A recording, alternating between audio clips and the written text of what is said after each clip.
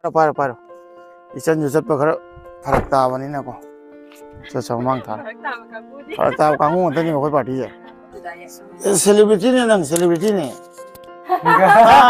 Celebrity ने चप्पा गुंजु चट तरबा फम बसुंगम दरबा मखोंसिना सुन मखुसिना को इरोई भी फिबमजे आई जे साब खांग ngam दम मीनी बा फेन मथौ ताबा अदगे जुम दे लेगना एसी चा लेबा अदु सिदा लाइसे माय आई फेन एसी का लोय काव करे नोय म्याम थेंगा बा आई साब चंग दे उमांग लुक करे काय दे काय खान तम चंग हां यादा सिदा कागी को फन का हां मा योगा से या मया योगा से उलकनी हां मोसे यंगे को 1 2 3 सेने मैम अखोय चलगा रील्स तम में अदुगा हुजिक सेने मोमोना समाय चली इचन बिजाना समाना हारे चली आइना समाय थे चली ना ए नो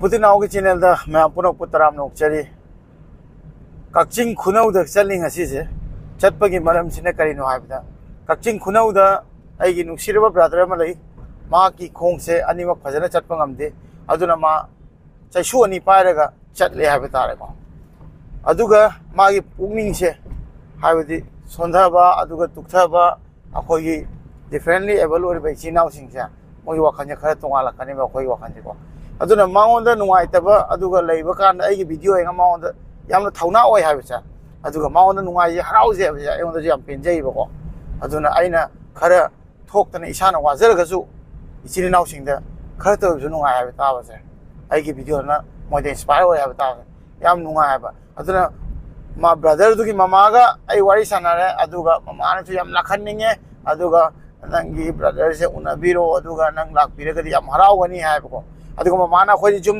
नातै चादे अदुगा समाय समाय हाय कुताई ना अदु हाइबिगनो मरमदि आई युम फजब थीब नते अदुगा सेन पाइब थीब नते आई इचिनी नाव असमायना वखल नुंगाहन मंगमदे मसिदे हेनाई माही लेत्रे ने खल्ले अदुगा इना वाना हे तौरि खर तौरि एक्टिविटी से मसि नुंगायने खल्ले अदुना मागा आई उनब चल्ली अदुगा लोइनना आइगा सोमदा अखोगी थवालगी इनाउ सुर जाउरी अदुगा मनिंग दे सिबारन जाउरी अदुगा लोइनना कक्सिंग येगी नुंसिरे बाइचन बिजियाबु जोइना पुथोरे मरमदि माजु दुम चंग लेबनिना को माजु खर कोचोपोना पुथोरे कक्सिंग की इसन बिजियाजु खोंग पुकपदेना फजना चटप ngamde अदुना अखोय पार्टी पुन्नादा से बिजिया लेरे सिदैगा विजया की चैनल में लाइव है विजया की चैनल की मम्मी को कहीं बाहर कक्चिंग विजया बेम एलडी ओके कक्चिंग विजया बेम एलडी है ना को आई डिस्क्रिप्शन दा हफ्ता मुके अदुगा मैं आपने चैनल मुझे सपोर्ट तो बियो अदुगा मागी चैनल तो सब्सक्राइब तो बियो लाइक तो बियो कमेंट तो बियो हाई बता रहे आई की चैनल ने Kakching दगी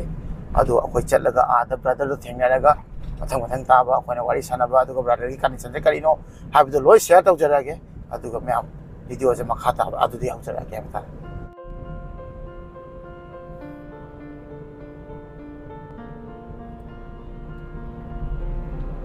Sana.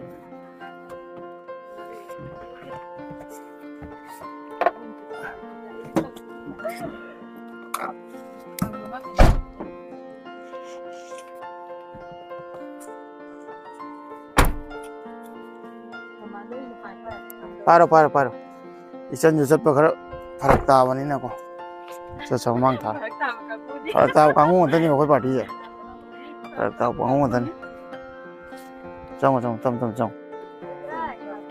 yam phase mai zum ni khoi phase kare mai zum ni khoi phase kare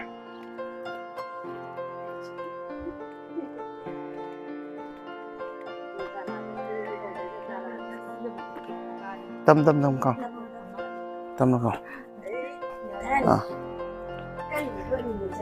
ăn bên này cân mà hoàn phong gì ra mình không gì ra Sila manungda. Trong quan tâm có mấy chân người, trong quan tâm trong tôi bay biểu hiện.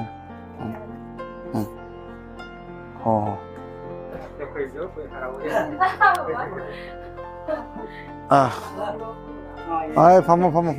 Ba. Đang thành đô kare. Đang thành đô kare. Ba. 여우래 이제 농아이러분. 여럭들어디 그이노네. Mana uze wakan nuai. 농아이브라. 농아이다버니네. 농아이다버니네 라이시. 농아이다버니 하. Hoi.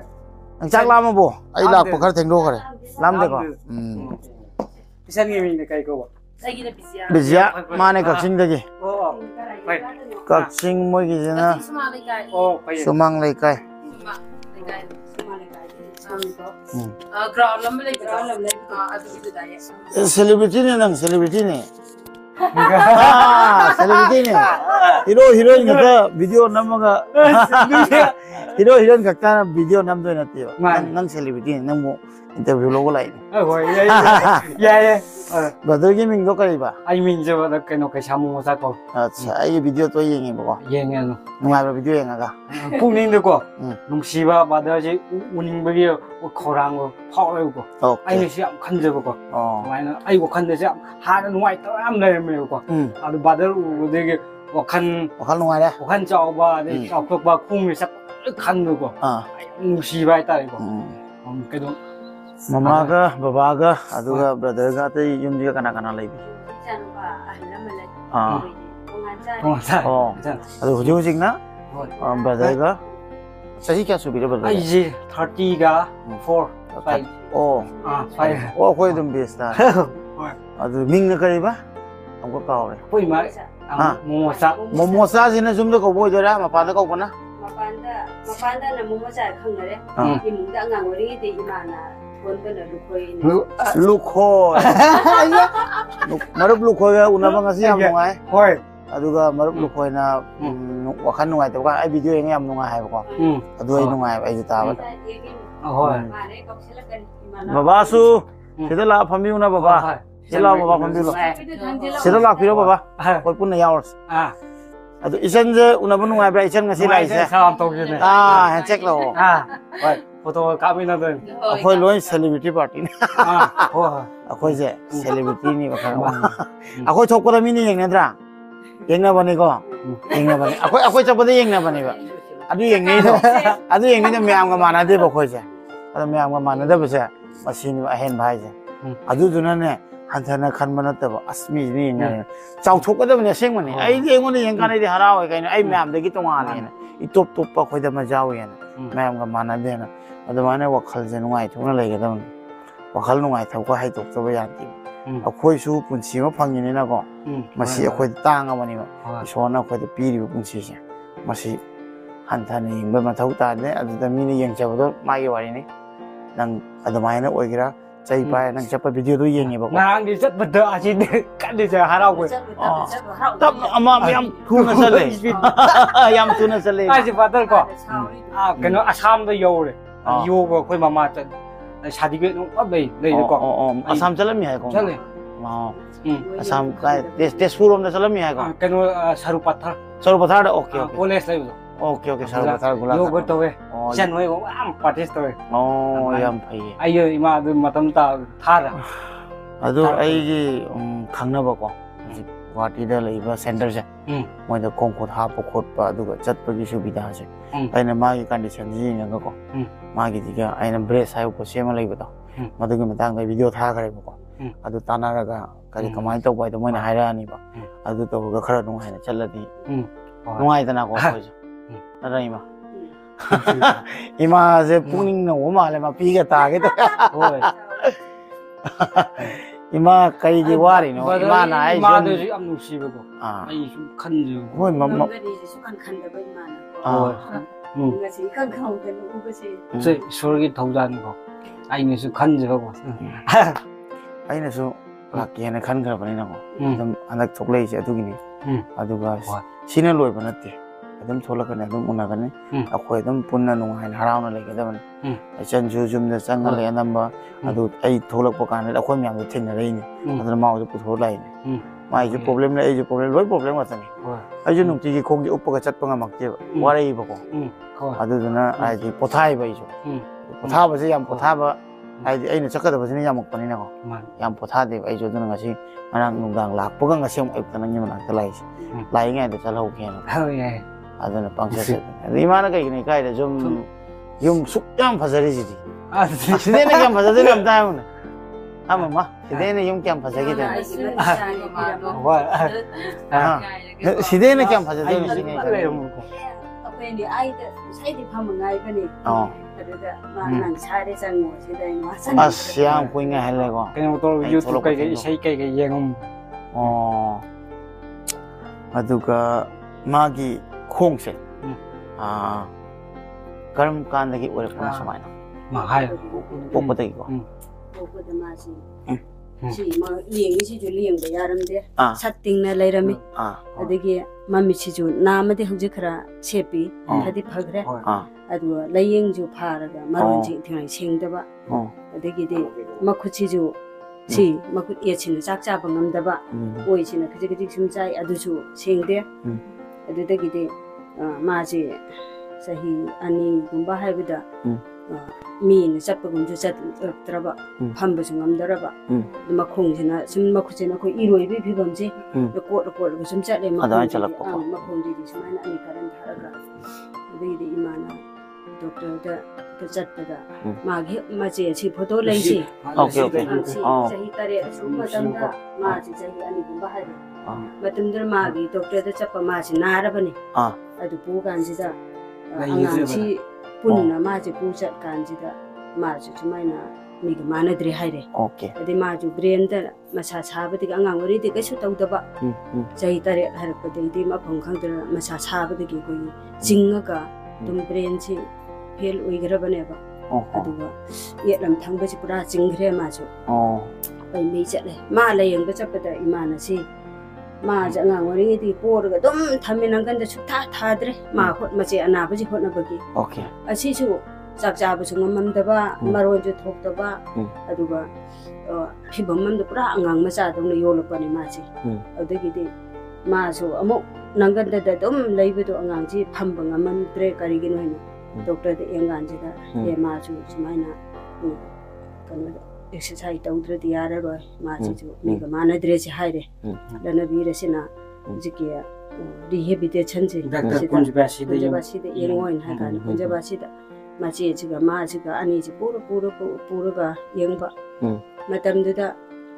am la su lekta ba khoi mung che ari yum ji chai matam da yum ji chaba da tin pa la ma kuk ngai le ta da na yan hana hor ga lai matam da ma chi ju nare ma chi ju pura ga chale aduga wa ala do mai na layang gan chi da ma chi chi ju phabang am da na dum leire ade ma su dum khadana sum leire adagi de chi chi amu doctor na matam thare ma na chahi tara hek suru gan chi da operation tausi aduga ma gi mami pai ba maron thok ta ba kari gari okay ai na hai gan chi da yang operation to fast yang chi da yan ham ba de ma rai chi han ta wa okay ade maron ji kadang sing adagi di yang da tau gan chi da di okay okay si lai ba do sida ko operation to nangan da ko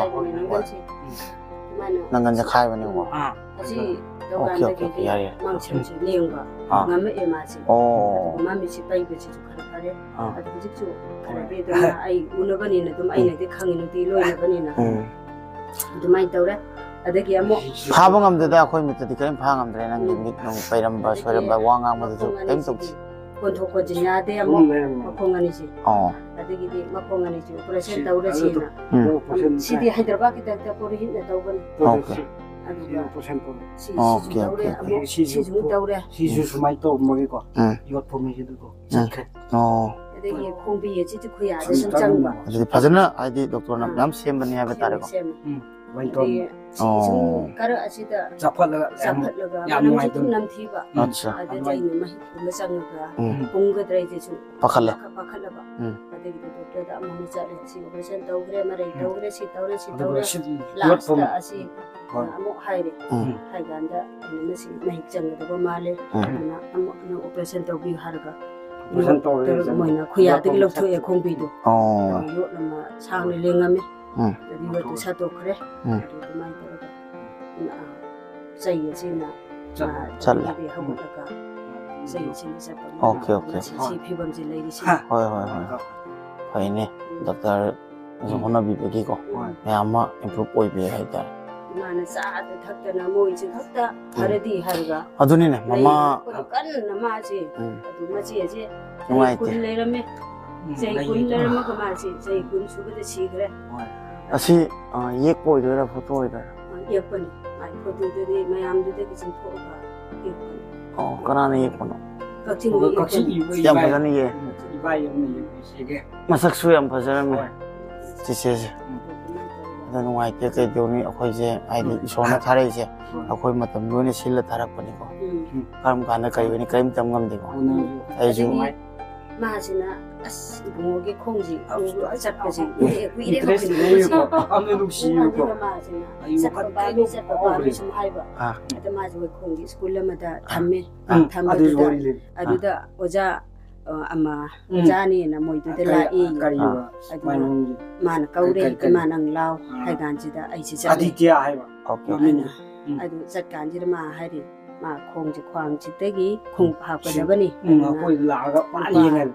la taret ka sing hundra jangani ma hai si sing hundra sin na noi na phara pu tho la taret sin ai na ma ting tau bi ra ka khong ji kama jahi matang ge wari 2012 ta aduga khong jama kama haptona khong ka ga haptora kari mong da haptona mana khong haptona ma hai si kana khong oina sang na chida ke ka si na pali si mana tar ka chaka da ni sida chin ga da bani hai ai ma ta ba da wakhal yam nuai me 2012 ta na lak tare tari ba phajai ne mai maman ja kai gi no mi sat ma di kai no khang de da mi oira me ma ji ka 각징 들 레이어 하이 마 2012 다 마나 가라이 데 그리 강나라가 나트라 그리 아디티아 오케이 마나 락타레 때 그리 포체로 강나라미지 아두니는 강니지 되기디 ꯌꯥꯝꯅ ꯂꯥꯏꯕꯛ ꯐꯕ ꯑꯃ ꯏꯁꯣꯔꯅ ꯆꯥꯟꯕꯤꯕ ꯑꯃꯅ ꯃꯥꯒꯤ ꯆꯦ ꯆꯥꯡꯁꯦ ꯂꯣꯏ ꯂꯣꯏꯔꯦ ꯏꯃꯥꯅ ꯄꯩꯁꯥꯁꯦ ꯂꯩꯇꯕꯅꯤꯅ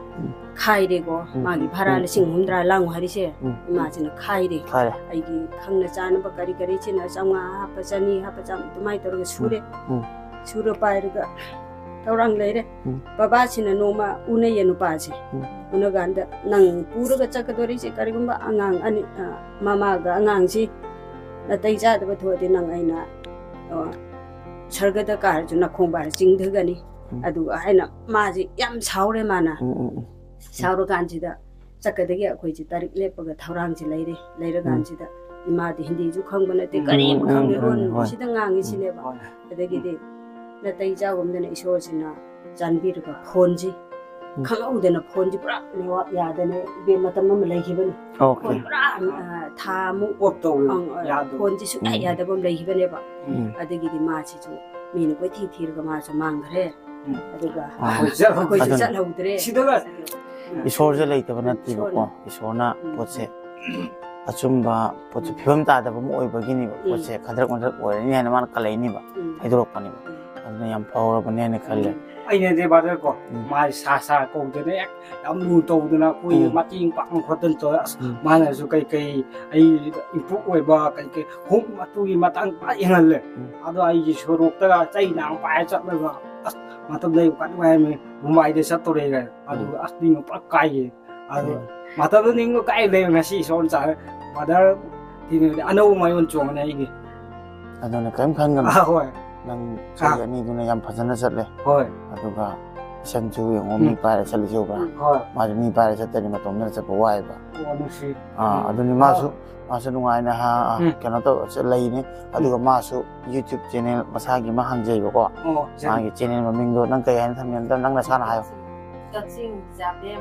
LD akoi thom da na na dum ulam ma ki je ba admaina nang ju tawning ba dum taw hapning ba dum hapo nang ti ge chat pa do nung ti ge admai video do mate adum mobile da ot kana hap chalo yeng ning ba mi yeng chane yeng de ba mi yeng oi akoi myam lai akoi ma sen la dum yeng anungai thok na lai ga da ni wakal nungai lai ga da ni kwai ma ru wakal nungai ba nang gi da mok ta ma ma ga ba ba ga na kyam nung si na lai ri ko adu nang mi wakan khal ro no ba nang gi da na ma ma ga ba ga na le pi se ma se nang gi kwai de ge athoi bani hai ba ta ade ma sa khoi myam lai re hojik ti na kai khan ga no aduna ai thawai na lai se nang bu na balak kon aduga dum video ka ga yenga wakhal ngai thok le ko hoi khaba ai ju brother ko yum sum alo lei bse ai na isai gum khara pa me ko isai ka tha ko na ta na wakhal ngai thok le hoi adu pam adagi warai pam je yoga sadar pam isa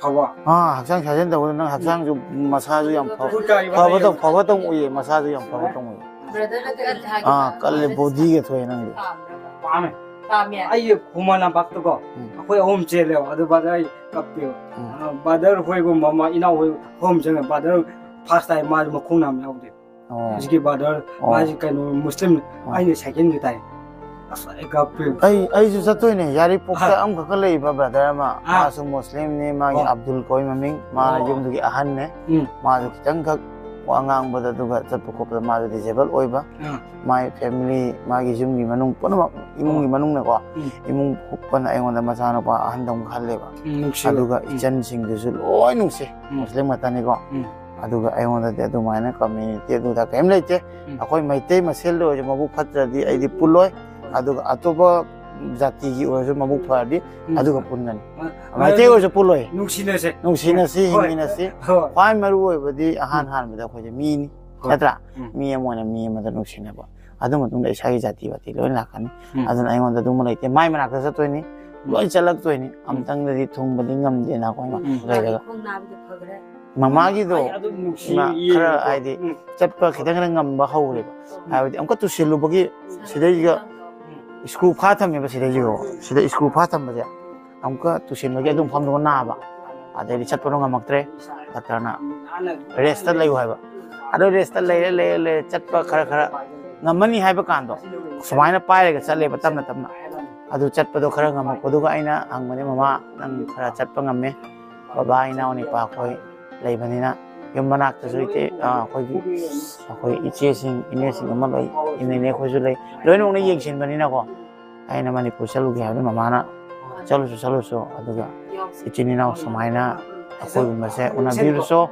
aduga khoi thauna khara oina ba aduga lai ba relief camp imai bi loi na pulu so aina dai dong na je tholak pani na myam khoi myam le pul thing na ai su ai kari tawra nungai adu potoi tawni ai si singe tawra nungai ba ge tholak pani aduna ni ima daina yum phajagera khandi gana yum phajara so ai je saba khang ngam da mi ni ba pen ma thau ta ba adu jum da le gana ac cha le ba adu sida lai je mai ai pen ac ka loi ka gre noi myam theng na ba ai saba chang de umang luk kara kai jawa kai man de sini ba nuksi bai sini nuksi bai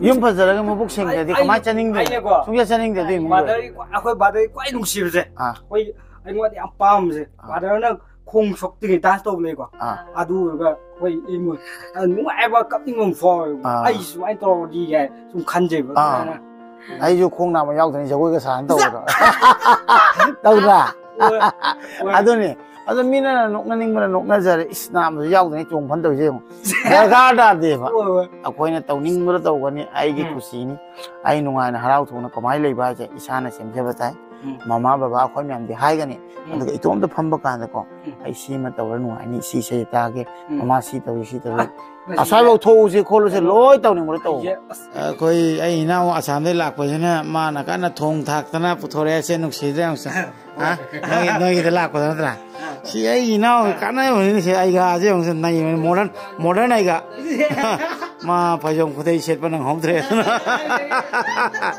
nuk si de ong se si ba na lak ta na mama gi mateng tau bi ra ga aduga akhoi gi chak thi ba ho kare aina chap thong kang soi chau pa me na mama na au nei cham thong kang soi tau bi ri aduga khoi pham ma ngai ri chami na doi ne ho sik na tra baba cham thong kang soi cha ba na phai ba na tra thau yam sa ba je phatte ba chang gi dam ta na sina phai iman ai pham ma nungai ga dra hangi ba table la iman na tham ge khali ni na te adu ai adum khong la thoga makha na pham ma cha ni ai khong je dum la thok pa ya la thok ko nungai na he khoi pham ma cha lo na tra nang kai pham do na sida oi ama si tam bi lo so mai na ko ya re tam chang ya da na sida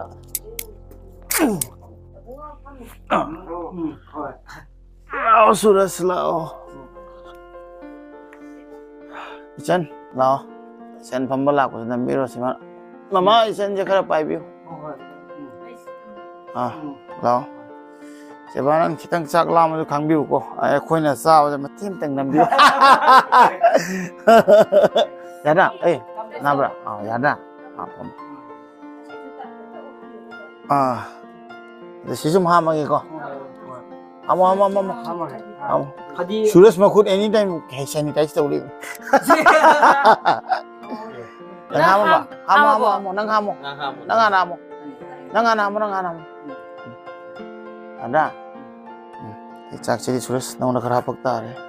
Ate hangoi malani ate. Mama ayam chaba ya da mama.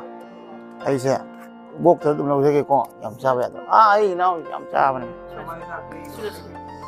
sudah sih hamus xem mà má nó thùng gì út cái lò mẹ làm đó mà má nó hao nó hết thùng gì sẽ sau khi nữa mà kẹo ngôi đã ok kẹo ngôi thì đi khôi đi cha bằng thế mà được kẹo ngôi thì ăn vô được mà này có ok sao không massage kìa masih brother kita lak pa ko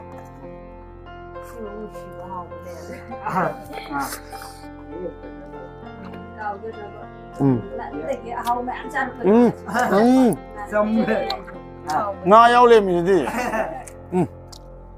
ukabi ni ko ukabi cho don Japanese ukabi ayo masage harami ko mabung nang yoy na sapase ai na pa mai ma tek chap cha na tawra mai mana Mà gì đi ông hao đấy. Trong.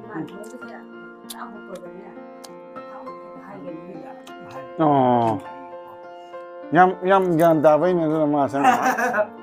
Mà mana, sejam mana thong cái asi hao hai bây giờ, si aku tahu ni. Hai bây mà mana wana cái, aku cha nó bắt đầu gì wana cái. Cấp cái nó mà. Si di cha nó nụ si begini.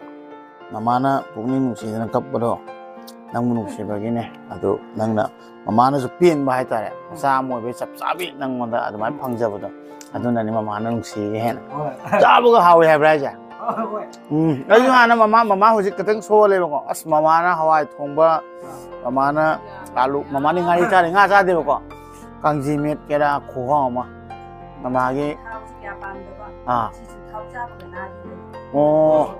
Maduna masafa ini, udro sonda, thau pamera hoi hom je udra, siwan sonda udro, hom je thau pamera hangoi manjile je udra, nang na fitta le je udra, aku na hangoi dom manjile je udra, thau pam mai ni se, aduna.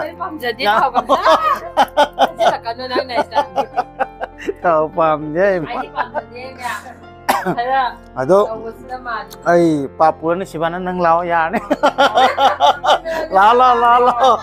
Chak cha batuk polore chak cha batuk polore ga khoina momo cha khoida nga wari sana ga pothare mama chu cha re chang yam hawe aduga kangsoi iromba loi hawe momo se sana ba yam pami ai momo na kaino pami je ai je kano panjai gumba adagi short put gumba ai massage adum mi myam ubadum kharang mani marai tar ga yam ling bai tar aduga momo je khong su yam chat yai ko chal Kiam kilometer kya asat numi hai dona mai chaishu ko to chat chaishu chat ama muk ki jang ko kilometer ama chaishu na chat pai je mam normal mi phau da phalau na wa ga ni tan ga ni hai ta ko ji ki generation je sai phau ti pe yaw he chat man aduna ma gi masa je u ba da ko anu momo na pamja ba ni ma gi harau point na ko ai panja ma sana bi gi hai ba ta re aduga momo gi masa je mana mai ta na semje ri se la momo la yin la Mana yang pandai hai bani na ko matha ka karo se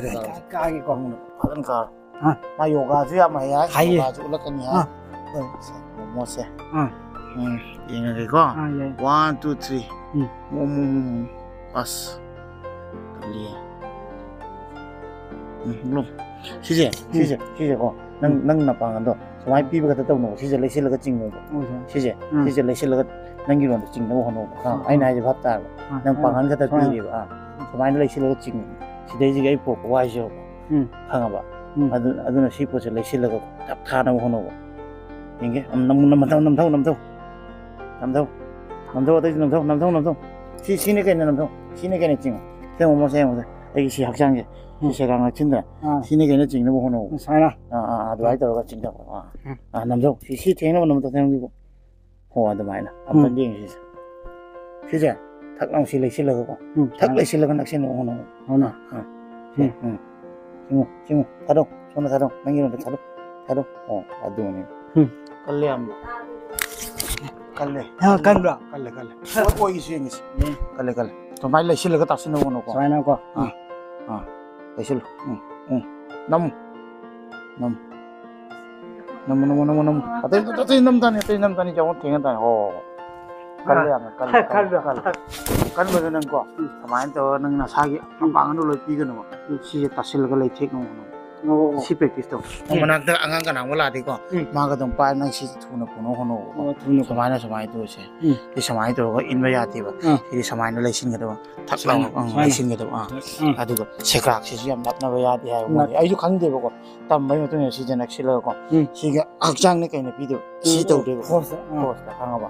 Si hakjang ni kay na ko. Kung kata video mo si to video ko. Ano ay daw ko daw. Si laisin si. Si laptop ko di wa da man ko. Namthau si namthau namthau. Oh ano. Kalle amna mose. Adana masasu yamna manai taraga ko. Yamna active boy haba tar. Ai khoi baudi am chatpa ngamne nangi phalan chatni. Nang chatpado matema hapsi ko. Aduga nangi yoga do. Put look for the guy. Kasu kai de nangi yoga do. Nang na khut ani na to. Ngambado. Adu ko. Yoga do nang tawi hai na tra. Taw. Hujik problem oi nang chakcha tok pangak tang di oi su. Ngamne. Hoi mate ma nang khut na khut ki paw na taw do dum ko. Khut pi ro. Mayam de chauna oi na bo ko. Ma sa de mai kai mo sa su ma thok ki. Ako'y nasa dito dum thok le. Anh đọc cái bộ. Si. Si Park Si. Ima, nó si Park. Mai ai được ko.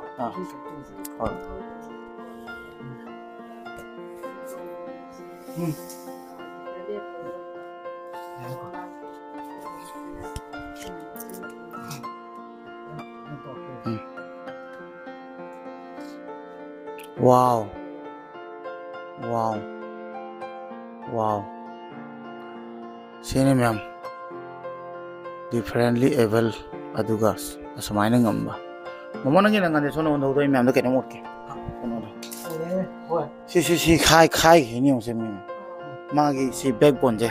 Si khai da ni si khai ga si mapad gi ma. Khara mong chumai ni. Doctor gi su yamna mateng yawi. Aduga mana ngasi si bimam de tarak pa hai betar. Atay di kay utpi do na mama.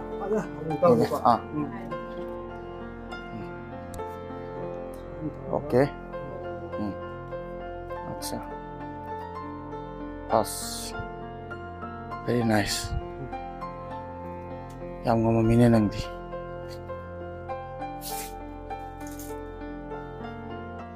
Okay.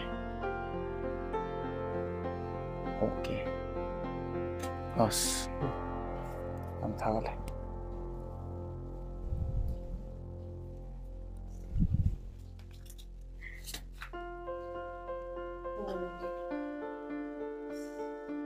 Okay.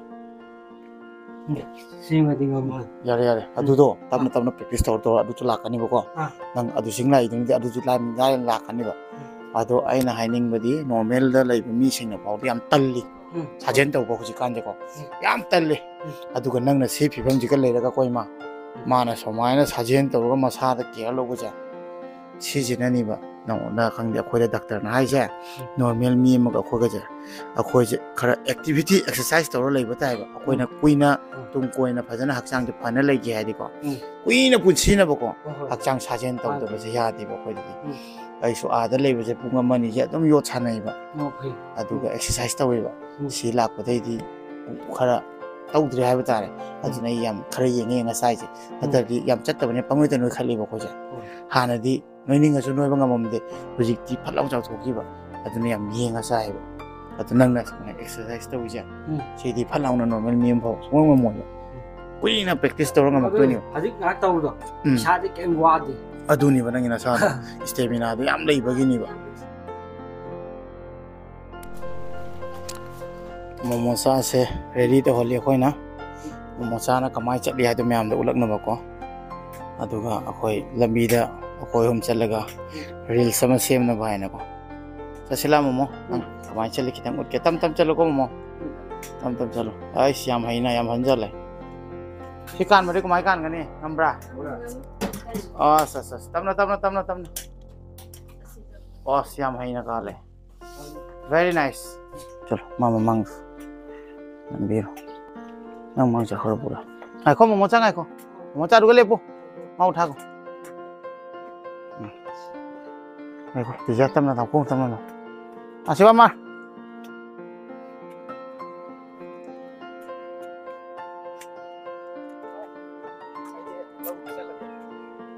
Oh.